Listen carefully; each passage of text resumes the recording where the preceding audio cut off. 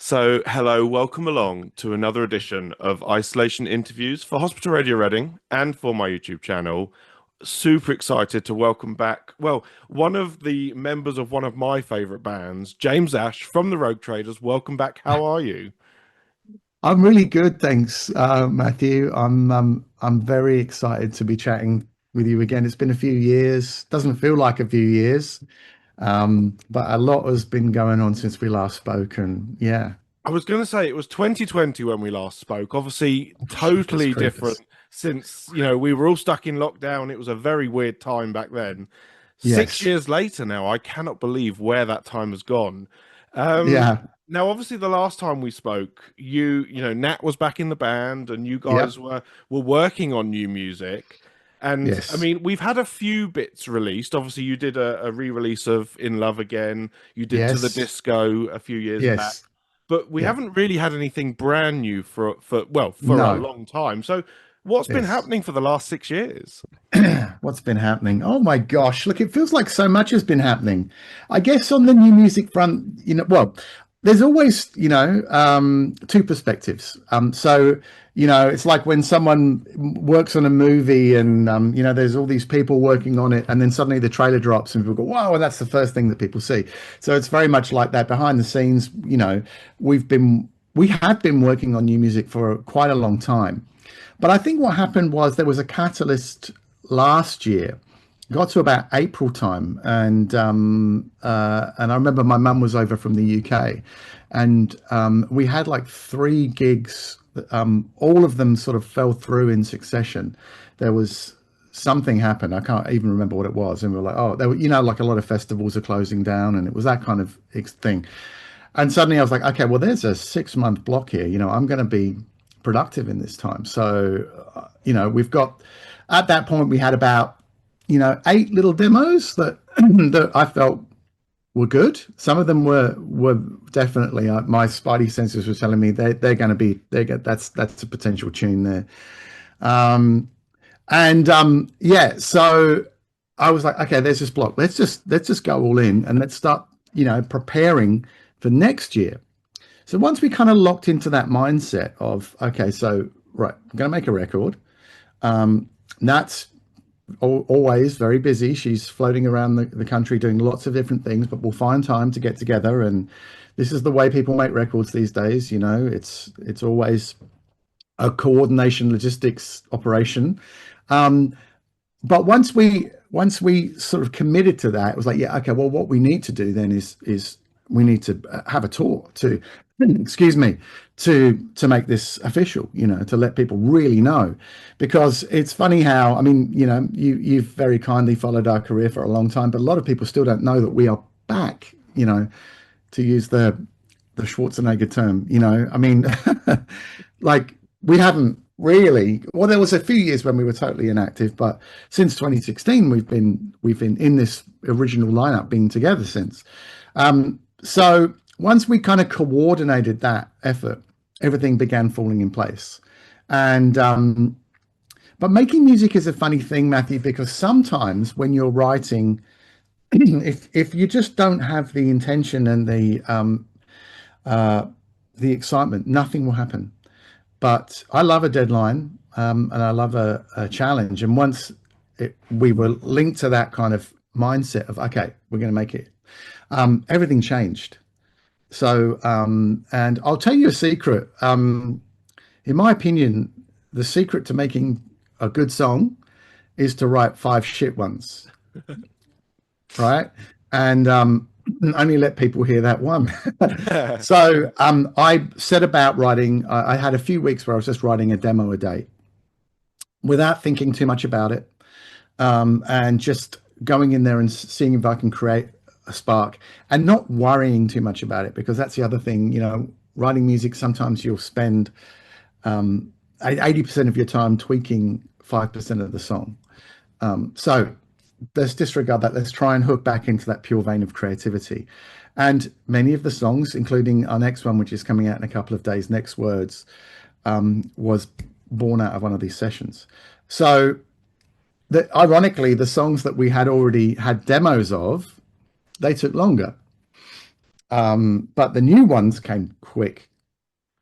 So, in a good way, like not that, oh, we did it in 10 minutes kind of thing, but the demo was there. We wrote the top line quickly, and it felt like, oh, yeah, this is going to work.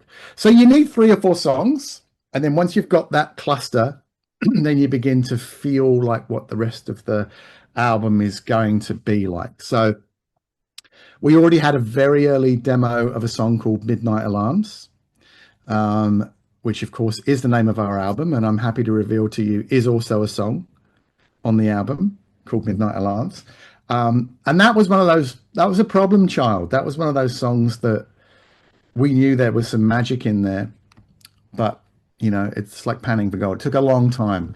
And often it's not about sitting there actively creating, it's often just waiting for inspiration to hit you and be there to catch the little moment when it drops out of the sky, as it was with Voodoo Child. So Midnight Alarms was really up until the very last minute, and that was like, no, it's not right, it's not right, it's not right. And I was trying different things, and then eventually I was like, oh, I think this is it. And that's like, yes, that's it. That's what it was always meant to be. So Midnight Alarms was a demo that we'd had for a while. Obviously, To the Disco was a track that we had, which began as a track that I was working on with a producer called Sergeant Slick, who's known for his Gimme Gimme Gimme track around the world, Andy J. And Andy's an old friend of mine. We came up together in the early 90s, and so that's how that one came along. He gave me the music bed, and then I was trying to top line it. And then I put the a cappella of To the Disco over it. I went, whoa, this really works. But then we dropped half of it and wrote new parts for it, so it became its own thing. So yeah, so of the final tracks on the album, Matthew, probably about 3 or 4 of them were from earlier demos in the end, but most of it was brand new and very exciting. So yeah.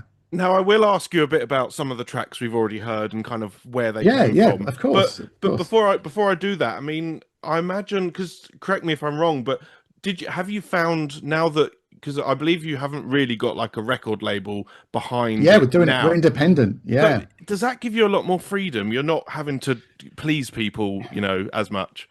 it definitely. Oh, sorry, I lost you for a second there. Yeah, it definitely does.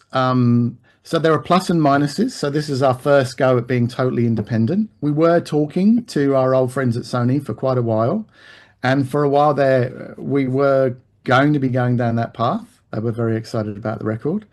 Um, but yes, it gives us a huge amount of control, and I'm really happy that we went this way.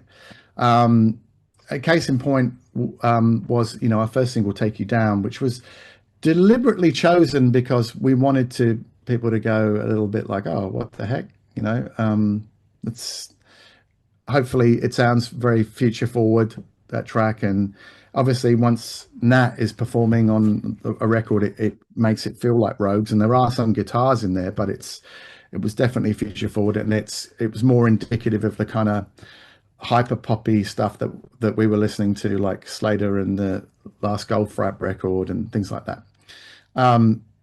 So yeah, so it gives us that affordability and sorry, flexibility. And I'm not sure if had we been with our previous home, if they would allowed us, they probably would have gone with Love Drunk first. And Love Drunk always felt like the obvious big Rogues track. This is, that screams, we're back and let's all have fun and let's party, which is, a big part of our vibe. So yes, it has, but also the next track, which is not like anything we've really done. Well, I can't really think of any track that there's an analog to for Next Words, which is really exciting for us. There's only about 4 sounds in the whole track, but it's a feeling, and we would never have been able to probably put that one out third. And there may be one after that as well. So yeah, so we're enjoying that flexibility. And of course, the nature of singles has changed a lot, Matthew. It used to be that you would put a track out and it would have 3 or 4 months of life. And it was all about, well, actually, right back in the day, it was like, okay, bring the track to DJs first of all, try and build a buzz, try and get it happening. And then if you get a good DJ club chart position, then you take it to radio. And of course, that world is utterly gone. Now, it's about ensuring that you have enough music to keep people excited and engaged. So it's a very different roadmap now, and the measurements of success are very different now than what they were. So for us, really, right now, it's about letting people know that we're here, signaling to them that, we're really excited about the future of this band. We're really proud of our past, and we want to bring them both together. So it's not like, oh, forget Voodoo Child and Watching You. We're just going to play our new stuff. No, no, because we know that's not what people want. But to be able to play all of those hits and then go, hey, and we've got these shiny new toys as well, is really exciting for us. Now, obviously, you mentioned Nat is probably one of the most busiest women on the planet. Yeah, She's always doing yeah. other things as well. To Oh, to have her on this is just amazing. And I mean, mm, the fans have kind of been wanting her back for a while, and obviously mm, glad when she came back. No disrespect to Melinda, who did an amazing job as absolutely. lead. But I mean, having her back and her powerhouse vocals. I mean, Mm. how has it been? Has she done sung many of sort of the era while she wasn't with the band? Many of those songs. Oh, she's been performing non-stop. And and as you mentioned, she is one of the busiest women in the country, and she's been headlining, musical theatre. She's been in Chicago. She's been the sole lead in Shirley Valentine over here. She's about to debut in Waitress as in the lead role. So she's a superstar. So she's never stopped singing. And I don't mean to speak on her behalf, but I expect that she would tell you that she feels more confident about her voice than ever, which was a surprise to me. But I was really happy to hear that.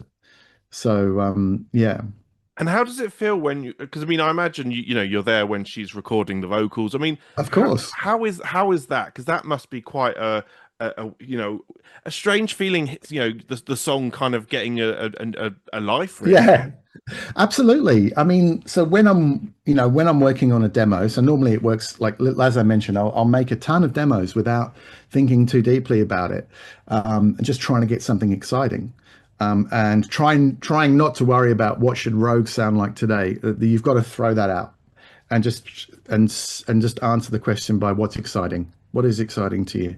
And the rest will follow. So, but yes, you work on these demos, and my wife Melinda and I will be writing top lines, coming up with different ideas, and then when we invite Nat and the others to come in, it is very exciting because it's at that point where you go, this sounds like a Road Traders track, and so yeah, there's a lot of aspects to it.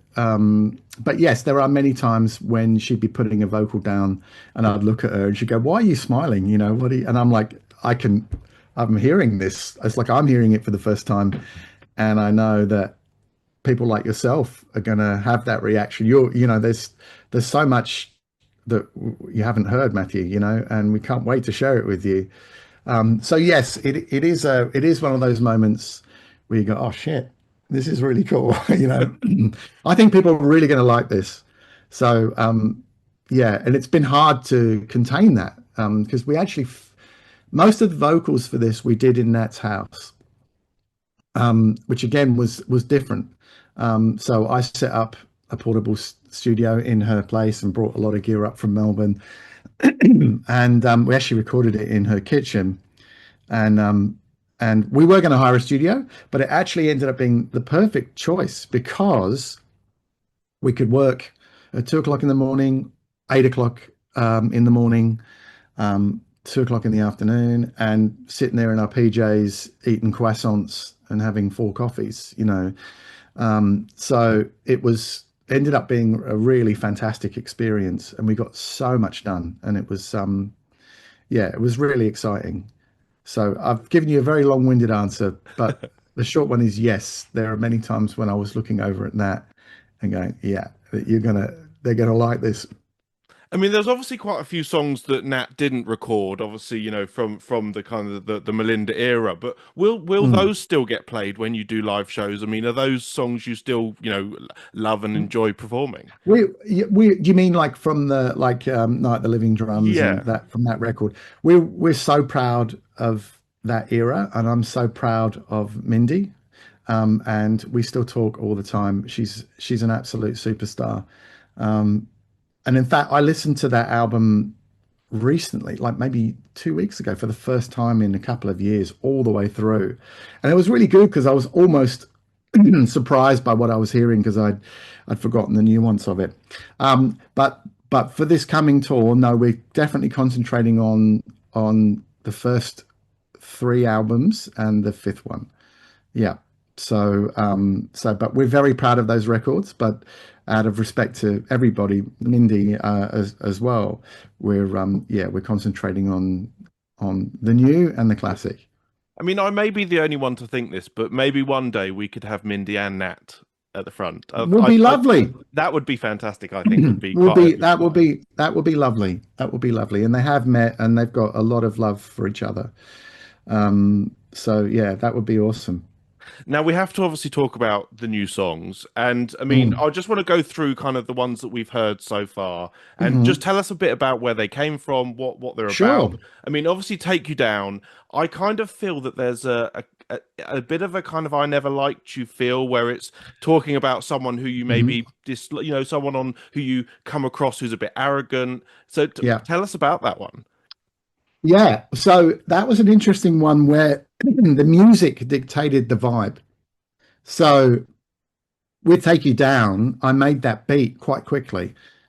And I was really like, man, this is so sick. And then, is it just me? Am I just in my head about this? But played it to my wife, Melinda, and to Nat. And we're like, yeah, man, there's something really cool here. And it's, again, the tempo it's only, I think, 102 beats per minute. So, sort of the only other track we've done around that kind of tempo was a track called Candy Colored Lights on the Better in the Dark album. So it's got that low slung, sexy kind of groove. So the lyric for that one um, emerged from the music telling us the direction that it needed to be. So the music was saying this needs to be confident, sexy, but also a little bit f off, and just it's just got to be you know it felt kind of inevitable that was where the lyric was going with that one. So the lyric kind of wrote itself. Um, but often what we will do when we're songwriting, and I've since read that the Gallaghers do this as well, is that you'll just sing a bunch of melodies in without thinking about it, blah blah blah blah blah, and then you'll kind of play it back, and you'll pick out the good melodies, but then you go, oh wow, it sounds like you're saying, I'll take you down, I'll take you down, and we're like, yeah, that's the core of the track. So there's a lot of experimentation there where you're trying not to, again, to unlock that real creativity, not think too deeply about it, and then let it emerge. So that's how that one came out. We weren't thinking, let's write another track that has a similar vibe to I Never Liked You.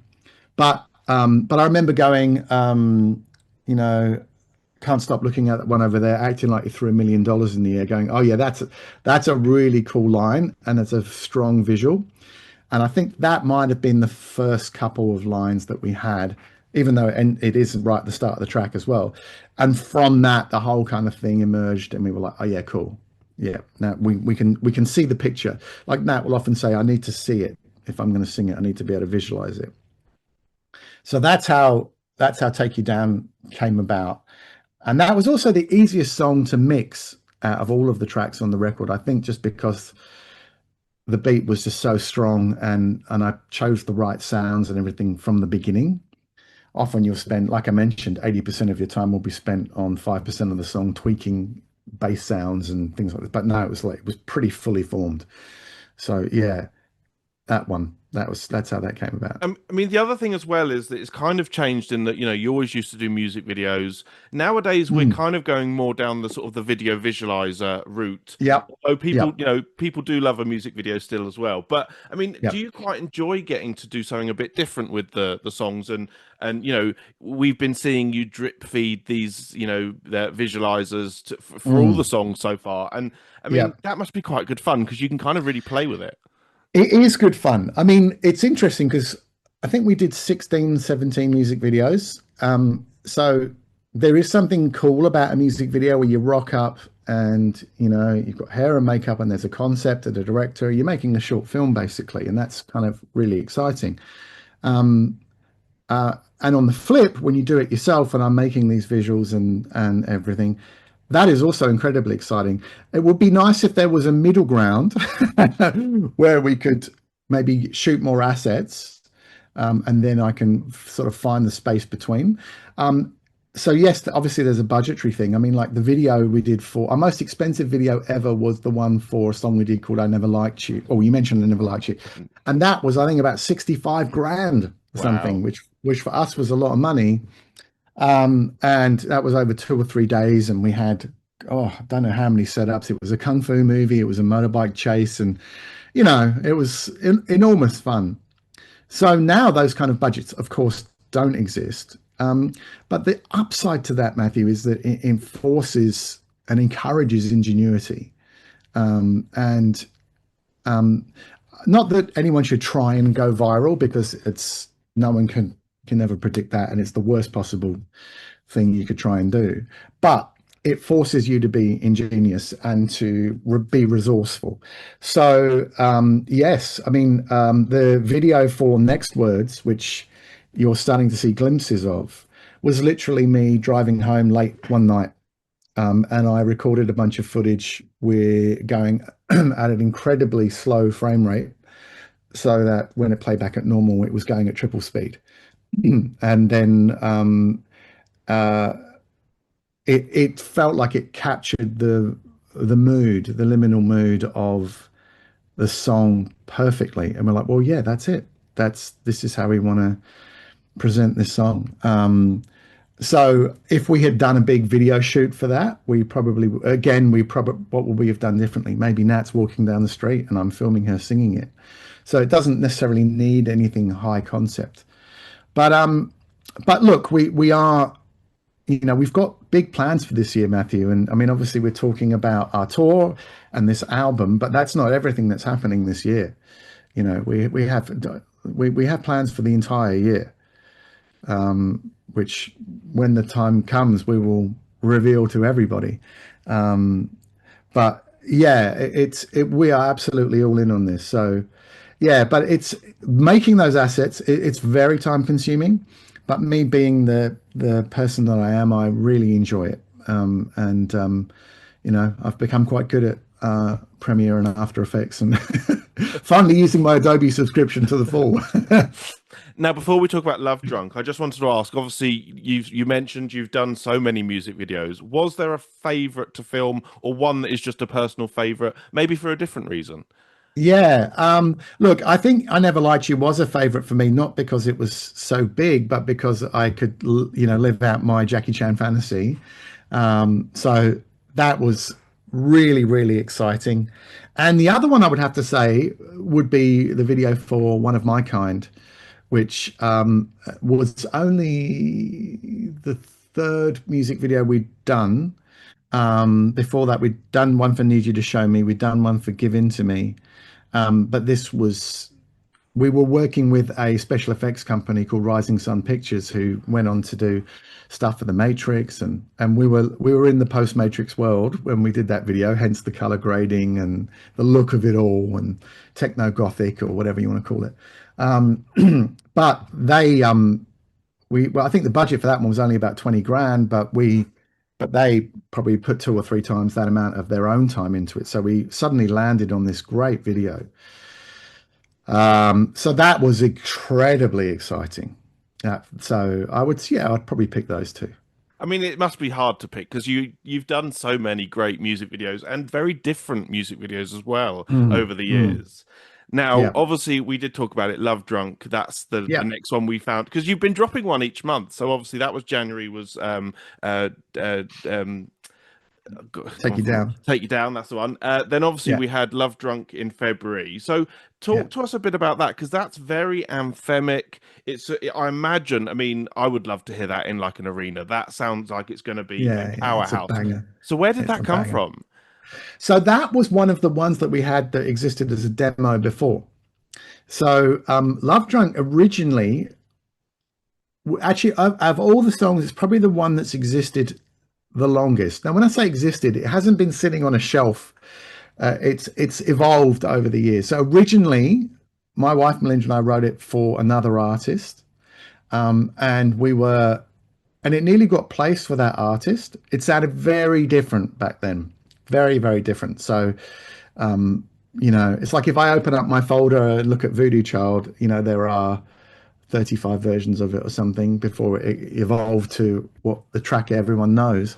And this one, maybe not 35, but it had a lot. And I hadn't played it to Nat for the longest time because it was always this song that we wrote for another artist and then we kept tweaking. And then when it came time to look at some what we've got potentially for this record, we were going through the songs and I was looking at those initial demos and I went, oh, but there's this other song. And I played it to Nat. She was like, yeah, that one has to be on there. I love that one. Let's do, why haven't you shown me this song? So we reworked it a lot. Nat rewrote the lyric, and the production utterly changed. And again, very influenced by, the Charlies, the Slaters, the Sophies. And it became a real vessel for our energy. I mean, it's a very no compromise track. It's just about smashing you with love and energy, and that's it. It's not subtle at all, and we love that. It's literally like you're going to take it and it's coming your way and it's a blast. Here it comes. And we've done it live a couple of times now and it's great, but we can't wait to do it on the tour, where it's going to be enormous. Now I know the next song we can't talk too much about, and I say I we can haven't. I can talk about it. We can talk Oh, I was about it a going to bit. say, I mean, I'm super excited. The first time I heard that little snippet of Mm, next words, of the keys. of the Mm, keys, and also Nat's vocals. I mean, hmm. it just sounded like this is really going to showcase her voice again. It does. And I mean, what can you tell us about this song? Because I already love it and I haven't heard it yet. So, what have you heard? You've heard 20% of the song. Um, this was built around again one of those little magical sessions initially where I was playing keys and going those chords together. There's some magic, and that's what you're looking for. Whether it's chords or the combination of sounds, like the beat in um, uh, other songs that we've done, they come together and they ignite something in you, in your imagination. Um, and this one, those chords were like, yep, straight away. And I was also very clear that we don't need to complicate it as well. Like it just doesn't need to turn into like a Meatloaf song or something like that. It can be a contained moment. But the music instantly gave me, I'm searching, and it's night. And where are you? That was the energy straight away. And the track has a mixture of vocal sounds that you'll hear. Some of them are very dry, meaning there's not a lot of effects on them. So they'll sound very close to you, like Nat's right in your ear. And other ones are super reverbed, washed out, like she's in the distance, out there singing to the stars. And it's got this huge kind of 3D depth to it. And it's a moment that, when we did it, we're like, oh shit, man, this one's really good. And it's not like anything that we've done.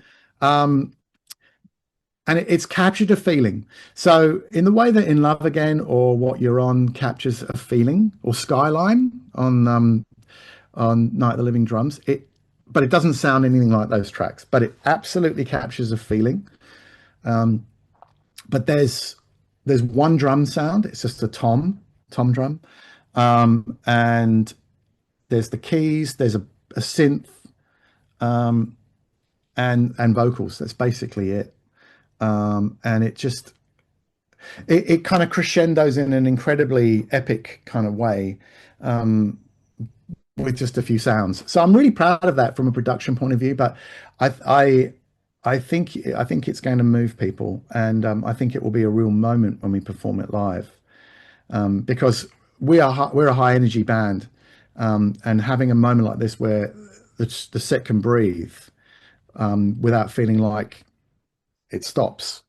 That's what this song's going to give us. So, um, yeah, I'm really excited for people to hear it. I think people will be surprised. Yeah, I was going to say I'm super excited, and I say we haven't got long because obviously it's going to be this Friday, so we've only got a couple of correct. days. And then you have teased that there will be a fourth song.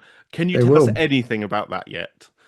No, No. I can't tell you anything about that yet. No, because I want you to be thinking about next words.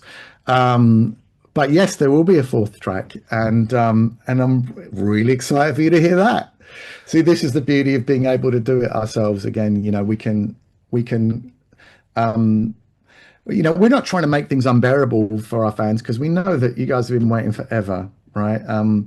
But we're trying to deliver it to you in a way that is satisfying, and you don't open all your Christmas presents in 5 minutes, that kind of energy, really.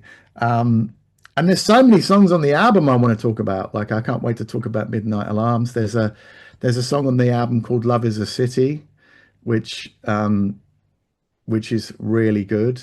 That's the closest thing we've got to a straight up rock track, maybe, on the record. Um, Love Is a City is special. I'm really happy with all the melodies.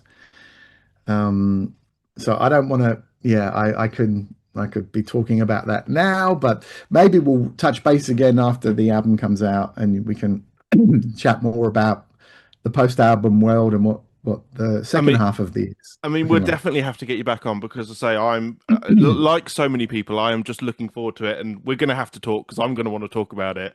I mean, Yeah. obviously, I mean, do we know roughly when the album's coming out, Oh or yeah. oh, I take it you won't tell We us. know exactly when the album's coming out. Yeah, we right now it's about next words. But you know, we've got a tour coming up in May. So And with fingers crossed that maybe you'll come to the UK. Do you think that might happen? listen, it is so on the radar, Matthew. You'd have no idea. So obviously I'm English, and all my family is saying, when you coming back and doing a show here. It's been a long time. So we did Mighty Hoopla here in Australia, and we are nagging Mighty Hoopla, and they're saying, yeah, we're going to bring you to the UK. So I I really hope that's the case. And we are working on it very hard, because we would dearly love to. So obviously coming to the UK is an enormous commitment and expense. So we need to make sure, if we're coming, that we've got some shows lined up. So logistically, there's quite a lot to sort out and work out. But yeah, it's most definitely on the cards. We want to see as many people as we can. We want to let people know that we're back, and honor our songs, and show you some new things too. It is a really exciting time for Rhodes, and I can tell you that we appreciate it more now than we ever have. Um, it's one of those things. I don't know why exactly that is. Maybe, when you are having big hits after big hits, it's great, but it casts a shadow over you, over everything else you do, and you go, "Oh crikey, this track only went to number 7, and the last went to number 3. I mean, what's going on?" Rather than 17-year-old James going, "What? You know, we got a track in the top 40. Are you serious?" I mean, that's immense to me. So we've kind of tapped back into that, and it feels awesome being able to control how we share our music with everybody, and so it's really exciting time, really exciting I time. mean, I've wanted to see you guys live for ages, and it's just never worked out. I mean, I it's know. just annoying. So I'm fingers crossed that it happens, and I will be there front and center when that happens. Oh, bless you, Matt. Now, Appreciate it. just before we go, it's been an absolute honor and a pleasure. We will definitely get you back on to keep talking. But Yeah, of looking course. forward to the new album, looking forward to Next Words, which is the next single out this Mm. Friday. James, Yeah. as ever, it's been a pleasure. Thank you for joining me. My pleasure, Matthew. My absolute pleasure. And I can't wait to talk to you again soon and we can talk in a bit more detail about some of the songs.